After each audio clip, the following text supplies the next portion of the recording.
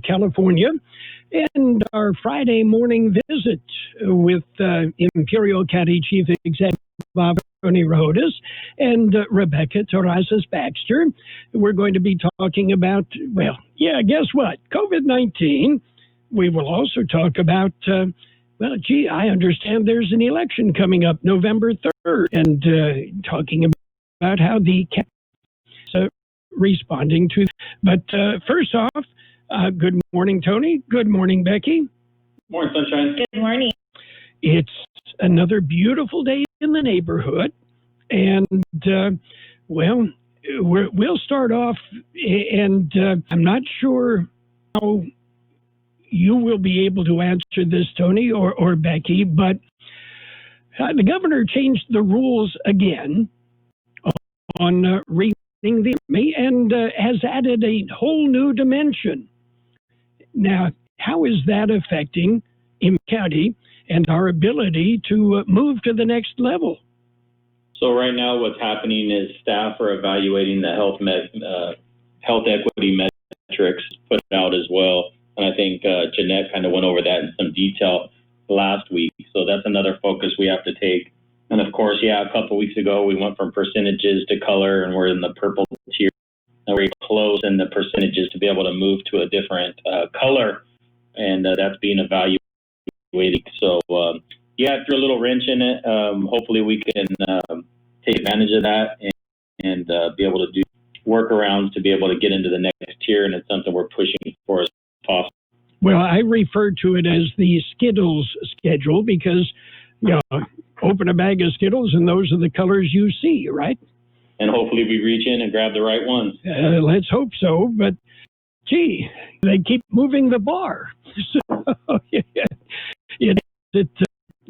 just an attempt. One thing, now, I have to make this clear. The state is setting the guidelines. The county has few options but to go along with those guidelines, right? Yeah, and that's a big misconception. It's a conversation we have multiple times every day. Of course, some people have challenged the state, and you can do so.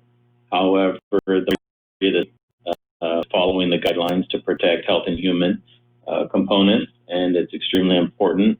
However, we do recognize that it's frustrating. We adhere to the same guidelines. These are guidelines that are pushed down or requirements that are pushed down upon the county. And it is frustrating for us as well. We want our economy and we want our normalcy back to life as soon as possible. I want to make that very clear. It's not like we get to come to work every day in one additional restrictions, because that's farthest from the truth. We all have families. We all have that we to as possible. Well, the governor's office, has made these conditions. There's a lot of red tape, but there's also a lot of financial strings attached to this as well, and it's a true balancing act, and we just want to get past it, just like everybody. What it appears to be from the state plan is the economic component and the ramification of the folks that now help somebody to talk to, not just financial help to keep business going, but they need emotional support to keep them going. And, things like that, the economic ramification be lacking in the state guidelines. And, with all the programs that governor wants to implement, how are they going to get paid for? And it trickles down, Tony, because you've got to come up with a budget, and your revenues are nowhere near what they would be. Absolutely. And, the CARES Act and COVID monies that have trickled down will fill a little bit of the void, but it's not going to fill the void long term. But you bring up something, Carroll, that out there. The Board of Supervisors gave direction to staff. We have offered up to $1 million in small business stabilization monies for small businesses that have been impacted by COVID. We've given out, we have applications for $760,000 that are being processed. However, we still have close to $250,000. So if there is businesses out there to apply, then to the county's website and apply for the small stable business lending program. We're giving loans up to $1,000 that they could apply for. We're in partnership with some community. We want people to take advantage. Like I said, we've processed $760,000 so far. We still have an approved additional $240,000, and we're agencies that are looking for a little boost to apply. It's a pretty simple process. There's a few requirements. It's a simple application. We'll help assist filling the application out and getting people through the process, but we really want people to take advantage of it. Okay.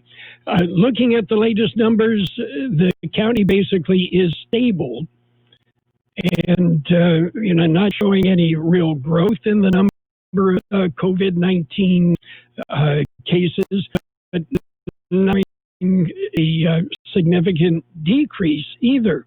One of the keys, and we've talked about it, and you have to kind of balance it. You have to have people get tested. Yeah, so, and a lot of the reason for the stagnant numbers is if you look at the patients tested, we're at 7,499 people tested. That's the population of Imperial County. Correct. Last week, that number was in the 68,000, 69,000. So we haven't had a huge increase in testing. The Brawley OptumServe testing site is still completely open. They are taking walk-ins. We have seen an increase, though. I saw the chart yesterday of this week. We are maximizing the Brawley site this week, which is a great thing. But you want to be tested, please, Brawley site and get checked out. And just to help the economy, get tested, because you getting tested positive in moving the Skittle scale forward. You sound like my algebra teacher. Yes. Positive equals negative, negative equals positive, but it's true. Yes. I know I'm throwing out a little joke. We have to laugh. We have to have some humor. Oh, yes. Keep our lives going. It is true. We people that are well and 10 minutes out of day, go down, get tested. It is free, and they are accepting walk-ins. It's painless. It'll do maybe 10 minutes, and an idea that, okay, I'm good, I'm negative, and be able to move forward, and that's a good thing. Yes, sir. Okay. Becky, let's change the subject a little bit. Coming up less than a month away, the county is gearing up for a big election. So what are the plans? Some people are afraid to go to a polling. People have been in their mind, gee, I wonder if the mail will get delivered. How's the county addressing this issue?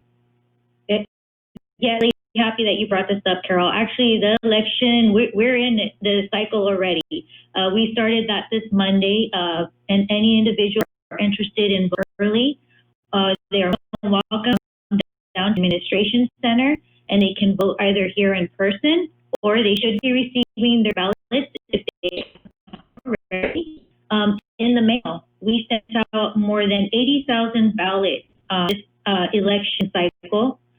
To all active registered voters in Carroll County. So you should have received them already, but as I said, if you have not, you should receive it by this weekend.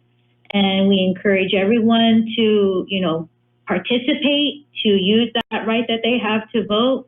And, you can mail it in. No postage is required. You can drop it off at any drop box in your city that you're in. They are located at almost all of the city halls. In addition to that, at the Brawley Library, or you can, we have a drop box here at the County Administration Center, which is right across the street from the courthouse on Main Street, where you don't even have to get off of the car. We have individuals that are willing to walk out to the car to pick them up. So we here waiting for people to go ahead and cast their ballot. We encourage them to vote early if they're going to vote, because we are already allowed to start testing those ballots, so that way we can have some good numbers to show on that first count that is set out once those polls are closed on election night. Okay, are they allowed, okay, say, mail my ballot yesterday? Are they allowed to count that prior to Election Day, or just put it in a pile and wait? No, actually, the election code allows us to count them up to 30 days prior to Election Day. We just are not able to release the tally until the election, once those polls have closed. So we're starting to process ballots once we receive them, and the results that you will see, the first set of results that you will see on election night once the polls close, are usually the ballots that we received beginning earlier this week up until the day before Election Day. And then, as the night continues, you start to see those polls that were placed, the votes that were placed at the polling site. Okay. And again, I will point out, and, I just kind of blink times. The guidelines are coming from the state and in some cases the feds. So it's not like they have a lot of control over when the ballots, when they're tallied, when the reports are made. Every time you turn around, Sacramento is coming up with a new wrinkle on that one as well. Yes. Yes, you're right, Carol. All of our rules and regulations for elections are set by election code, 58 or through federal government. And so we are making sure to abide by those. Some things have changed, just what we're dealing with the pandemic. So as I mentioned earlier, more than 80,000 ballots were mailed out. That's not usually the case. So that changed this year because of COVID-19. So for those not comfortable with voting in person, they have the opportunity, whether they are an absentee voter or not, to vote by mail or get off. So that's a new option that people have. Okay. Tony, came back last weekend. So everybody's back in the Valley, right? Everybody's home, and let's send them out again. Because we have to send them out, that means things off again. We've had multiple teams out throughout the summer. They did come back, I think it was Friday evening. And they all came down, which is a blessing. Okay. Did we eat things?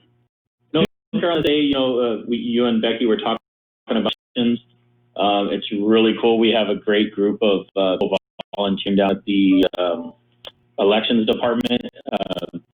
Elections counties are really extremely small departments throughout the year. At election time, we have a lot of workers coming in and out, and you show up to the county building at 6:30 in the morning since Monday, and there's just a lot of people in and out, grabbing their supplies, headed to polling locations, setting up boxes, setting up the temporary early voting station here at the county building, and true appreciation for these individuals. They come in and they really take care of business, and it's great having them on board during this. Okay. And Becky, did I miss something? No, just want to make sure that, everybody that is able to vote takes advantage of that opportunity and vote.